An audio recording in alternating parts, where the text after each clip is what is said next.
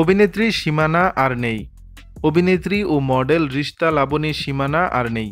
হাসপাতালে 14 দিনের লড়াইয়ের পর মঙ্গলবার 4 জুন সকাল 6টার দিকে শেষ নিঃশ্বাস ত্যাগ করেন তিনি। মৃত্যুর খবর নিশ্চিত করেছেন সীমানার ছোট ভাই এজাজ বিন আলী। সীমানা স্বামী ও 2 ছেলে রেখে গেছেন। জানা গেছে গত 21 মে রাতে হঠাৎ অসুস্থ হয়ে পড়েন সীমানা। সেদিন রাত 11:30টার দিকে তাকে দ্রুত ধানমন্ডির বেসরকারি একটি হাসপাতালে ভর্তি করানো হলে জানতে পারেন মস্তিষ্কে রক্তক্ষরণ হয়েছে।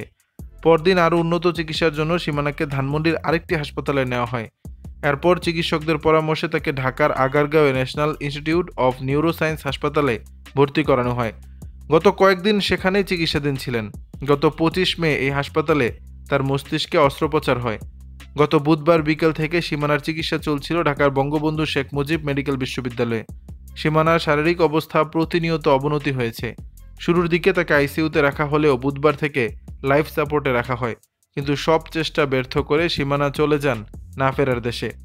সীমানা 2006 সালে লাক্স চ্যানেল আই সুপারস্টার প্রতিযোগিতার মাধ্যমে বিনোদন অঙ্গনে কাজ শুরু করেন।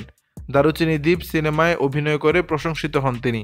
পরে নাটকে অভিনয় শুরু করেন, কিন্তু হঠাৎ 2016 সাল থেকে অভিনয়ে বিরতি। পরে জানা যায় মা হওয়ার জন্যই এই বিরতি। 2বার মা হওয়ার কারণে তার এই দীর্ঘ বিরতি ভেঙে গত বছর আবার নাটকে অভিনয় শুরু করেন। সীমানার 2 সন্তান, বড় সন্তান শ্রেষ্ঠর বয়স 8 আর ছোট সন্তান স্বর্গ 3 বছর বয়সী। দর্শক, বিষয়টি নিয়ে আপনাদের মতামত জানাবেন নিচের কমেন্ট বক্সে।